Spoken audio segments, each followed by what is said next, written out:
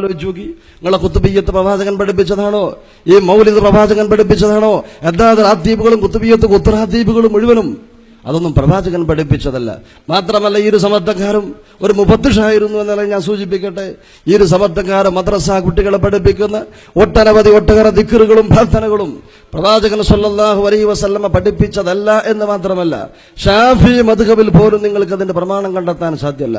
ഒന്ന് രണ്ട് കാര്യങ്ങൾ സൂചിപ്പിച്ച് ഞാൻ അവസാനിപ്പിക്കുന്നു. ബാങ്ക് കൊടുത്തു കഴിഞ്ഞാൽ ഒരു പ്രാർത്ഥനയുണ്ട്. KNM മദ്രസ പാഠപുസ്തകത്തിൽ പഠിപ്പിക്കുന്നത് അല്ലാഹുമ്മ റബ്ബ ഹാദിഹി ദഅവതി തമ്മ വസ്സലാത്തിൽ ഖായിമ ആതി മുഹമ്മദൻ അൽ വസീലത വൽ ഫളീല വബ്അത്ഹു മഖാമൻ മഹ്മൂദൻ അല്ലദീ വഅത.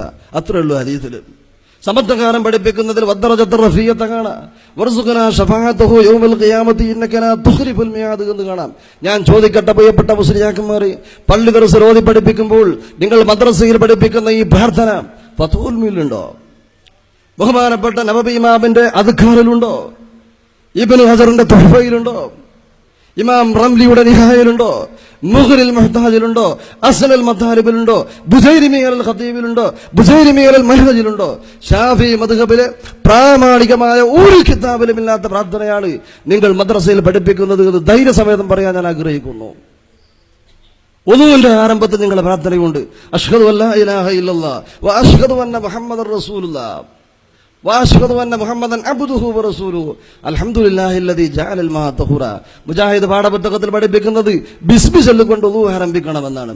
ഞാൻ ചോദിക്കട്ടെ, നിങ്ങൾ പഠിപ്പിക്കുന്ന ഈ പ്രാർത്ഥന നബവി ഇമാമിന്റെ അദ്കാറിലുണ്ടോ? ഇല്ല. നബവി ഇമാം എന്താണ് ഇതിനെ സംബന്ധിച്ച് പറഞ്ഞത്?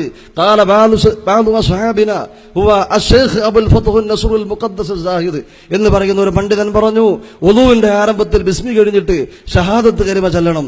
ഇമാം നബവി റഹ്മത്തുള്ളാഹി അലൈഹി പറയുന്നു, വഹാദല്ലദീ ഖാലഹു ലാ ബഅസ ബിഹി. അദ്ദേഹം പറഞ്ഞതിന് തർക്കമൊന്നുമില്ല. ഇല്ലാ അന്നഹു ലാ അസ്ല ലഹു മിൻ ജിഹതി സുന്നതി. രണ്ടാം ഷാഫി എന്ന് പറയുന്ന ഇമാം നബവി റഹ്മത്തുള്ളാഹി അലൈഹി പറയുന്നു, വുളൂവിന്റെ ആരംഭത്തിൽ ഷഹാദത്ത് കലിമ ചൊല്ലുന്നതിന് പ്രവാചകന്റെ സുന്നത്തിൽ അടിസ്ഥാനമില്ലെന്ന് പറയുന്നത് രണ്ടാം ഷാഫിയായ ഇമാം നബവി റഹ്മത്തുള്ളാഹി അലൈഹിയാണ്. സഹോദരന്മാരെ, ഇങ്ങനെ നിങ്ങൾ മദ്രസയിൽ പഠിപ്പിക്കുന്ന ദിക്റുകൾ മയ്യത്ത് നിസ്കാരത്തിൽ സലാം വീട്ടാൻ പഠിപ്പിക്കുന്നു. അസ്സലാമു അലൈക്കും വറഹ്മത്തുള്ളാഹി വബറകാതുഹു. വബറകാതുഹു എന്ന് പറയുന്നതിനെ സംബന്ധിച്ച് ഇമാം നബവി റഹ്മത്തുള്ളാഹി അലൈഹി പറയുന്നു, വഅലം അന്നൽ അക്മല ബിസ്സലാമി. സലാം വീട്ടുന്നതിൽ ഏറ്റവും പൂർണ്ണമായിരിക്കുന്ന രൂപം അൻ യഖൂല അൻ യമീനിഹി, വലത് ഭാഗത്തേക്ക് തിരിഞ്ഞുകൊണ്ടവൻ പറയലാണ് അസ്സലാമു അലൈക്കും വറഹ്മത്തുള്ളാഹ്. ഇടത് ഭാഗത്തേക്ക് തിരിഞ്ഞുകൊണ്ട് പറയലാണ് അസ്സലാമു അലൈക്കും വറഹ്മത്തുള്ളാഹ്. ഇമാം നബവി റഹ്മത്തുള്ളാഹി അലൈഹി പറയുന്നു, വലാ യുസ്തഹബു, സുന്നത്താക്കപ്പെടുകയില്ല, അൻ യഖൂല മാഹു, അതോടൊന്നിച്ച് പറയൽ, വബറകാതുഹു, വബറകാതുഹു എന്ന് കൂട്ടി പറയൽ, ലിഅന്നഹു ഖിലാഫുൽ മശ്ഹൂർ അൻ റസൂലില്ലാഹി സ്വല്ലല്ലാഹു അലൈഹി വസല്ലം. അത് റസൂലിൽ നിന്ന് അറിയപ്പെട്ടതിന്റെ എതിരാണ് എന്ന് ഇമാം ഷാഫി ഇമാമിന്റെ രണ്ടാം ഷാഫി എന്ന് പറയുന്ന മുഹർറിറുൽ മദ്ഹബായിട്ടുള്ള ഇമാം നബവി റഹ്മത്തുള്ളാഹി അലൈഹി ആയത് പറയുന്നത്. നബവി ഇമാം ഷാഫി ഇമാമിന്റെ ശിഷ്യനൊന്നുമല്ല. ഷാഫി ഇമാം വഫാത്തായത് 204 ബഹുമാനപ്പെട്ട നബവി ഇമാം ജനിക്കുന്നത് 631 ഇമാം ഷാഫി റളിയല്ലാഹു അൻഹു വഫാത്തായി കൃത്യമായി പറഞ്ഞാൽ 427 കൊല്ലം കഴിഞ്ഞതിന്റെ ശേഷമാണ് നബവി റഹ്മത്തുള്ളാഹി അലൈഹി ജനിക്കുന്നത്.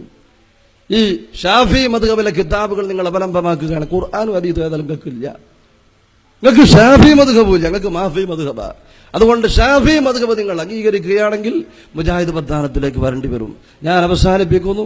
പ്രിയപ്പെട്ട സഹോദരന്മാരെ, മുജാഹിദ് പ്രസ്ഥാനത്തിലേക്ക് വന്നതിന്റെ ശേഷമുള്ള പ്രതികരണത്തെക്കുറിച്ച് സൂചിപ്പിക്കാൻ ഇവിടെ പറയുന്നുണ്ട്. എല്ലാവിധ നിലക്കുള്ള ബുദ്ധിമുട്ടുകളുണ്ട്. അവസാനം ഏറ്റവും ലൈറ്റസ്റ്റ് ബുദ്ധിമുട്ട്, മെനിയാന്ന് വൈകുന്നേരം 5:30 മണിക്ക് എൻ്റെ നാട്ടിലേക്ക് ബഷീർ ദാരിമി ഒരു ആക്സിഡന്റിൽ മരിച്ചിട്ടുണ്ട്. 7 മണിക്ക് മയ്യത്ത് ജനാസ മറവ് ചെയ്യുമെന്നൊരു ന്യൂസ് എൻ്റെ നാട്ടിലേക്ക് അയച്ചു. നാട്ടിലാകെ വർത്താൻ എല്ലാവരും ബഷീർ ദാരിമി മരിച്ചിട്ടുണ്ടെന്ന് പറഞ്ഞിട്ട്. എൻ്റെ ഉമ്മ അറിഞ്ഞില്ല, ജ്യേഷ്ഠന്മാരെല്ലാവരും പറഞ്ഞു. ഇത്രമാത്രം കടുത്ത കള്ളത്തരം പ്രചരിപ്പിക്കുന്ന മുസ്ലിയാക്കന്മാരെ ആദർശം കൊണ്ട് നേരിടാൻ വയ്യെങ്കിലും ഈ പണി മതിയാക്കിയിട്ട് വേറെന്തെങ്കിലും പണിക്ക് പോകാനുള്ളത്. പ്രിയപ്പെട്ട സഹോദരന്മാരെ, പള്ളി ദർസ് പഠിച്ച് ആരാന്റെ മുതൽ തിന്നുകൊണ്ട് പള്ളി ദർസിൽ പഠിച്ചുകൊണ്ട് പാവപ്പെട്ട മുസ്ലിം ഉമ്മത്ത് തിന്നുകൊണ്ട് പഠിപ്പിച്ച് കോളേജിൽ പോയിട്ട് ഒരു സനത് വാങ്ങി വന്നിട്ട് അത് ഫ്രെയിം ചെയ്ത് ചുമരിൽ തൂക്കിയിട്ട് ഈ ചേളാരികിൽ നിന്ന് എഴുതി വിടുന്ന ഈ വിഷയങ്ങൾ ബിദ്അത്തുകൾ പഠിപ്പിക്കാനാണ് സഹോദരന്മാർ നമ്മൾ കിതാബ് ഓതി പഠിച്ചത്. അതുകൊണ്ട് ഞാൻ പറയുന്നു, പഠിച്ചതൊക്കെ ഒന്ന് ആലോചിച്ച് നോക്കുക, ആ ഓതൽ ഒഴിവാക്കിയിട്ടൊക്കെ ഒന്ന് വായിച്ചു നോക്കുക, കാര്യങ്ങൾ മനസ്സിലാക്കുക, ശിർക്ക് ജീവിതത്തിൽ വരാതിരിക്കാൻ പ്രത്യേകം ശ്രദ്ധിക്കുക. എൻ്റെ പ്രിയപ്പെട്ട സുന്നി സുഹൃത്തുക്കളോട് എനിക്ക് പറയാനുള്ളത്, കിതാബ് ഒന്ന് പരിശോധിച്ച് നോക്കുക. കിതാബ് പരിശോധിച്ച് സത്യമാണെന്ന് ബോധ്യപ്പെട്ട് കഴിഞ്ഞാൽ ഇത് ഉൾക്കൊള്ളുക. റഹ്മാനായിരിക്കുന്ന റബ്ബ് സത്യം മനസ്സിലാക്കുവാൻ അത് ജനത്തിൻ്റെ മുമ്പ് തുറന്നു പറയാനും അത് പറയുമ്പോൾ ഉണ്ടാകുന്ന പ്രതിസന്ധി പ്രയാസങ്ങളെ അതിജീവിക്കാനും അക്ഷീണം മുന്നോട്ട് പോകാനും റഹ്മാനായിരിക്കുന്ന റബ്ബ് നമ്മെ തുണക്കുമാറാവട്ടെ എന്ന് പ്രാർത്ഥിച്ചുകൊണ്ട് ഞാൻ അവസാനിപ്പിക്കുന്നു. വാഹിറു ദഅ്വാനാ അനിൽ ഹംദുലില്ലാഹി റബ്ബിൽ ആലമീൻ. അസ്സലാമു അലൈക്കും.